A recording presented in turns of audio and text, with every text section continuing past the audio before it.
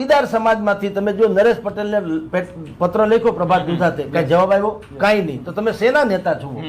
તમે ગામ આખામાં ફાકા ફોદારી કરતા ફરો છો. નરેશ પટેલ જે છે આખા લેવા પટેલ સમાજના હાંડ થઈને ફરે ખોડલધામના. તો કોઈ ભોજ્યોભાઈ તમારી દીકરીને અત્યારે જાહેરમાં આ લોકો લીરા આબરૂના કરી તમારું લોહી કેમ ન ઉકળે?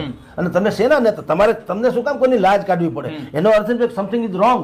તમારે બે પડડામાં પગ રાખવા છે અને બધી કોરથી ખાઈ લેવું, કોતરી લેવું છે. એટલે તો તમારો પ્રોબ્લેમ છે. તમારો આત્મા કેમ કરતો? એમાં દિનેશ બાંભણિયાની ક્યાં જરૂર છે, ફલાણાની ક્યાં જરૂર છે, પ્રભાત દુધાત કોંગ્રેસના છે એ ક્યાં જરૂર છે? જે તો પાટીદારની દીકરીને અને હળાહળ ખોટું થયું છે ને પાછું એમ. નહીતર એમ થાય કે કોંગ્રેસ ભાજપ, આ કોંગ્રેસ ભાજપ છે ને તમારી દીકરીની જાહેરમાં આ લોકોએ આમ તમે જુઓ તો આબરૂ કાઢી એમ કહો તો હાલે.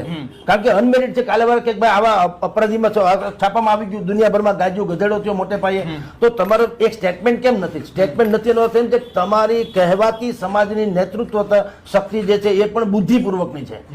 કોક તમને ઉશ્કેરે તો તમે બોલતા તો છો નહીં કઈ. એટલે પાટીદાર સમાજે પર કોઈ એલાન નથી કર્યું. અને જેટલા ભારતીય જનતા પાર્ટીમાં જયેશભાઈ રાદડિયાથી માંડીને દિલીપ સંઘાણી સુધીના એ પણ ભારતીય જનતા પાર્ટીમાં દિલીપભાઈ સંઘાણી કેમ કઈ બોલતા નથી? અમરેલીના જ છે.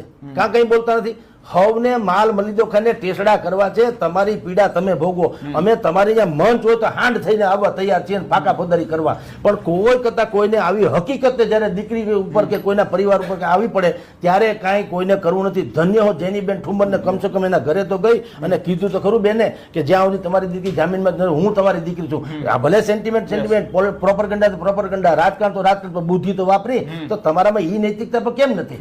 તમે દિલીપભાઈ સંઘાણી દુનિયાભરમાં ફાકા ફોદારી ફરે છે ને હું આમ કરી નાખી તેમ કરી નાખી. ભારતીય તમને અન્યાય થયો ત્યારે તમે કેમ ભારતીય જનતા પાર્ટી શિસ્ત તમને ન નડ્યું? ત્યારે તમે કેમ બોલ્યા હતા ખતરનાક કે અમે અમારા પગ ઉપર છીએ અને તમને એ મેન્ડેટ મળે કે ન મળે તમે હાંડ થઈને બધે જીતી જાઓ છો. તો આ તમારા ગામમાં જ બનેલી ઘટના છે. એક અક્ષર કા બોલતા નથી. પાટીદાર સમાજ હોય કે દુનિયાના તમામ સમાજ હોય બધા એક સમજી રાખવું જોઈએ. તમારા ખભે બંદૂક મૂકીને ફોડનારા નેતાઓને તમારા